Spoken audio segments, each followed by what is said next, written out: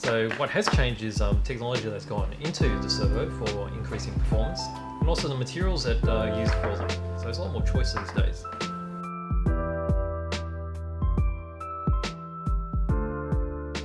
So, Yeah. I think we're gonna be talking about batteries last week. Yes. As we get into Christmas, Yep. people get new remote control cars, so batteries was the topic for last week. Okay. And today we're gonna talk about servos. Okay. Let's So bring those are them all out. important too. Absolutely. So, I've got a bit of a selection here. So we can start talking about servos. So interesting is servos used for radio control cars haven't changed very much in terms of their shape or their functionality. So what has changed is technology that's gone into the servo for increasing performance, and also the materials that are used for them. So there's materials that make them stronger, more efficient, and tougher for a particular purpose. So there's a lot more choice these days. Absolutely. But there's a few factors in them. So just to make it easier for you to understand and how to select a servo for your particular situation. Absolutely. So servo are very used to steer cars for steering purposes. Yeah. And for gas as well. Yep. Obviously for airplanes as well, for rudders and Yep. different control surfaces. Yeah, absolutely. So they effectively help you move different things.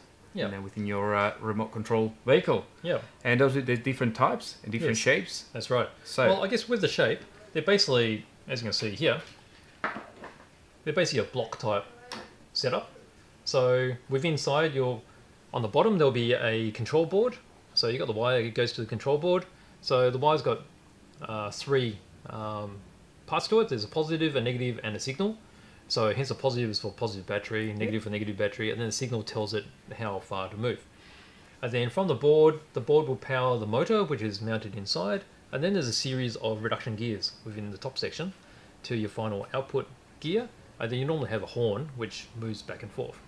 And that's pretty much the way they work. Yeah. So obviously different type, different sizes actually. So Yes. this is probably one of the most standard sized, what we Yeah. probably call a standard Yeah, RC you would car call that servo. a standard size, yes. But then you go smaller. I've got a tiny one here that I want to open actually. That's more used for aircraft. Aircraft tend to have quite a small servos often enough on Yeah, they do. specifically on the smaller aircraft. So Some you can tiny. get smaller than this one as well. And it's smaller again. So this is a 3.1 kg, so that's actually quite powerful for its size. But as you can see, there's different sizes, and then you go bigger again when you go into fifth scale or That's kind of right. like the X-Max or fifth scale big trucks. They get Yeah. bigger scale again. So Yeah. different sizes. So, but what you see here is probably one of the one you will see the most around. That's right.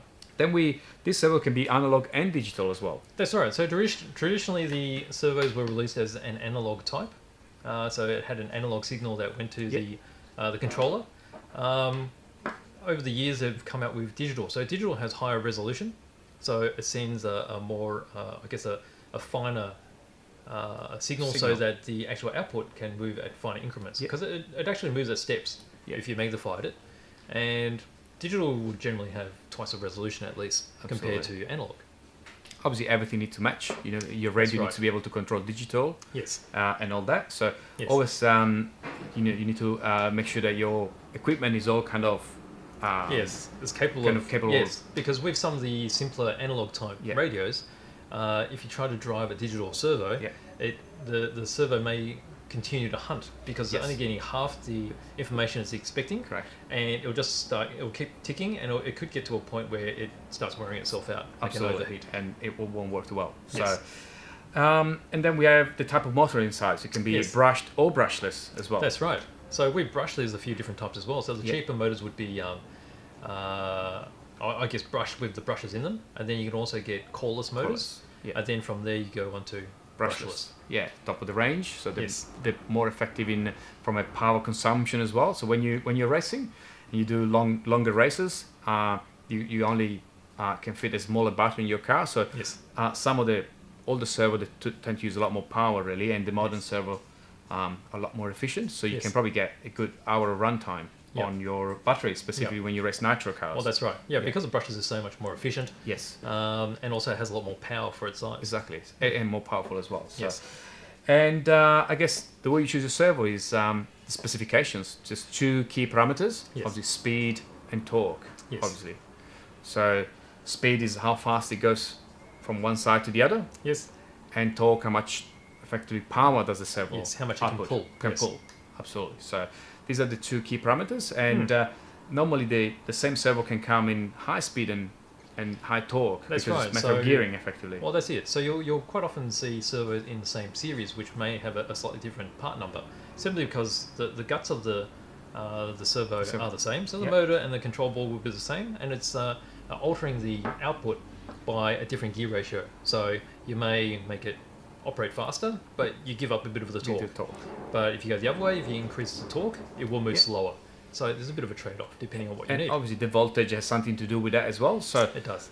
original servo were 4.86 volts Yes. in the past, Yes. and today they get up to 7.4, and sometimes obviously higher as well. But generally speaking, for cars, Yes. 7.4 is considered high voltage. That's right. The higher the voltage, the higher the specs, or the speed and the torque, obviously. So That's there is a right. component there as well. Yep.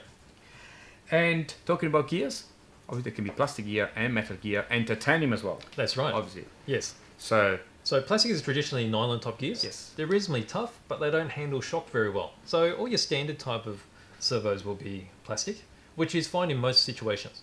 So unless it's high performance use, like a lot of cars get a lot of shock. yes, So if it's a high performance car, you'll probably want to get metal at least. exactly. And then if you can, so you get more premium servos with titanium. So titanium has the same strength as a steel, Yeah. with less weight. Less weight. Yeah. So it's obviously weight is always an important factor for cars, specifically when you're racing. Yes. So that's obviously important. And then to wrap this up, there's a physical construction. So what I have here, this is a fully metal case servo. Yes. This is a brand from KO. Yes. And there's the top and the bottom and the middle part is metal, and Yeah. and the bottom is plastic in this case, I think. Yeah. And then there's other ones that are fully metal and fully plastic, Yes. like the one I have in this box here. So the advantage of the metal, it keeps a more rigid structure. So under stress, there's less chances of the body warping, because Yes. if it does warp, there's chances of breaking the gears because they're warping Absolutely. as well. So The other benefit is it also helps to keep the motor Cooler. cool. So particularly, sometimes you have just a middle bar in the center, yes, and that'll be wrapped around the motor to keep it cool. exactly. And then some of the more premium ones have the metal on the top as well. So that helps it Right. remain solid while it's mounted within the model. And so there's a all different combination of metal and plastic. Yes. And obviously, the more premium they are, the more metal tend to be. You know, the more the casing is going to be virtually fully metal. Yes. And I guess the last part that I find is very important is the lead. So the plug is normally a traditional, what we call a Futaba or JR, I guess, plug. Yeah, that's right. Sometimes you may have the little fin here. Yeah, sometimes so you the don't. fin is a Futaba type. Yeah. And then they've designed them to the point now that if you just trim off the fin, it Works. becomes a universal, Universal, which they call a uni plug. But the length of the lead is always very important, because Yes. some of the cars you need a longer lead, Yes. and then on other cars you don't. So that's another important factor. So sometimes you have to trim it or you have to extend it. So you can get extenders. Yes. So in rock rollers, often Yep. you need a very long cable, because you go from the front all the way to your receiver, which may be at the back. Yes. On racing cars, normally we tend to chop them really short, because we just go from the front all the way to the receiver, which Yes. often sit just behind. It keeps it much neater. Absolutely, and less wiring flying around. Yep. And what else do we have about servos? Waterproofing, Yes. very important. Yes. So traditionally, they'll be called water resistant Yes. because they are fairly well sealed, Sealed. and most of them will have a rubber O-ring type gasket Yeah. in them. So they're generally dust proof, but then you get to the various stages where you actually want to put your vehicle inside water. So if it's being submerged, there's different levels of waterproofing you can get now, different IP ratings. So, talking about that, this one that just arrived today from Hearns. Actually, not this one. This one. B900W. That's Yep. a waterproof, and is IP67, Right. which is a pretty good rating. I think is a meter deep or 2 meter deep for up to an hour or something like that. So that means you can put your RC car in water and submerge it, and in theory, should be all fine. It's fully submerged as long as you can see it. You'll Exactly. be okay. You should be fine. So, Yep. this is a very good servo that is fully waterproof. Yep. The MKS 599, even though they don't say, I don't think is waterproof, but it's actually fully sealed and water resistant. Yep. So you can submerge this as well. I guess, in my experience, I wouldn't submerge a $300 servo, because Well, it's $300. or $300 still. But if you do rock rolling, you end up putting some water on them. So yeah, well, I always guess consider you that. can be confident that they can handle some water. Absolutely. If you want to be absolutely certain that you can actually put things deep into water, then this will be the one to go for, a fully waterproof type. Exactly. So Yeah. obviously, there's quite a few brands out there. There's a lot of different brands, a lot of different specs that will fit into each other. And yeah. I guess it can be a little bit confusing working out what sort of spec you need. Yes. But I guess with a little bit of research, I'm sure on the net, or you can ask anyone, they'll be able to guide you with rough Absolutely. specs that they use for a particular model. Absolutely. You know, like a 10-scale car, you would think about, well, you need about 3.5 kilos at least of So- torque for your steering. Exactly. And then if you're talking about a fuel-powered car, then you probably want 20 kilos plus 20, for the 25 steering. kilo. Absolutely. Yeah. So from there you can work out, you need to look for a particular range to suit your model. And generally speaking, you go from $30 servo like this for an RC car, Yes. all the way to $200 or $300 for a 1.8 buggy, Yes, and the difference is considerable. it is. These are really good for your Hornet or entry-level car. Yep. But when you start racing and you go from a maybe $150 servo to a $300 servo, it's surprising, but there is actually a huge difference. You actually feel the actual difference. You feel more connected to the car. It's more Yes. direct, more responsive. Yes. So here we have a bit of a selection of brands. So Servos, virtually everyone has heard of Servos. It's very good manufacturer. They do some servo from entry level all the Yes. way to higher end servo, and this waterproof option here.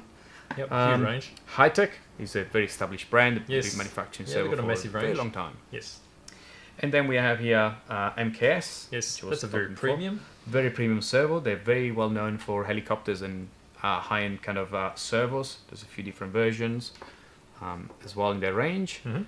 And then we have some highest here. That's another very good quality servo manufacturer. Yep. And here with me, I've got my old KO.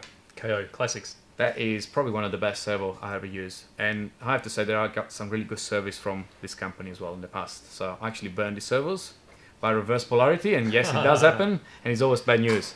But I remember sending them to KO and they repaired them for a fee and Yes. they send them back. That's Actually, the best you can ask for Yes. from a manufacturer. I was recently reminiscing with one of my old friends, Jeremy. We were talking about the early KO servos, which had the separate power boost wire.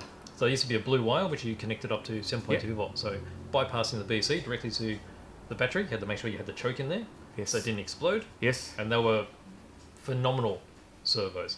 So the speeds you could achieve out of those servos was 0.8 second. Wow. And I mean, the current fast servos are very similar. I mean, they go I down think to some is 0.06. 0.6 or something. I think this one is a And 0.6 a lot of servo. people with 0.06 wouldn't be able to tell the difference between that and a 0.08. So Absolutely not. even when the KO came out with that would have been 10, 15 years ago. They were very ahead of their time. Absolutely. So very good quality. So my suggestion is always to invest some on a good servo because it does make a difference, and they tend to last a lot longer. Yes. This KO has been going for many years for me, and they tend to last. So other important thing when you have a servo is maintenance. Yes. When you install a servo on a car, you always need to set your endpoints. That's really important. Yes. So you need to tell your controller where to stop, really. Otherwise, you overstretch them Yep. and you end up damaging the gears and breaking them. Or you put too much strain on the motor when you go on full lock, and eventually over time you deteriorate and burn the motor. Yeah. So Very that sort of important. goes back to where we're talking about analog and digital. So Yes. with the analogs, they have a little bit more leeway with, I guess, mis-setup like that. Yeah. So they'll just buzz as they're overcompensating, and it will be warming up the motor. Yep. But if you tend to do that with digital servos, they'll end up burning the board. Yes, Yeah. absolutely. So setup is very important. very, very important. So if you Yeah. set up properly, With high a good resolution. high quality servo can last you really, really a long time. Hmm. So let's see what question we have on servos. Anything in particular? You can use, Johnny suggests you can use small freight washers to help stop the servo jitter. That's a good suggestion. Mhm. Let's see. Quite a few guesses on the car. Got a question on Titanic. So let's see if anyone has any more questions on the servos. I think we have most to cover on servos. Okay. Let's see if anyone has questions on servos. I do have one for you. Sure. Instead of an extender connector, Yep. is there also a possibility of splicing manually the positive and I'm guessing it's just a positive and negative cable and extending it manually that way? Well, you could do. So you could cut this and then solder directly onto Yeah. here. Yeah. That's So probably that'll be the best way to extend it, I guess. It'll Yeah. be more permanent. But if you want it easier, just say you want to use that in another model, then if you just have another one that plugs on the end, that'll be more versatile. Yeah.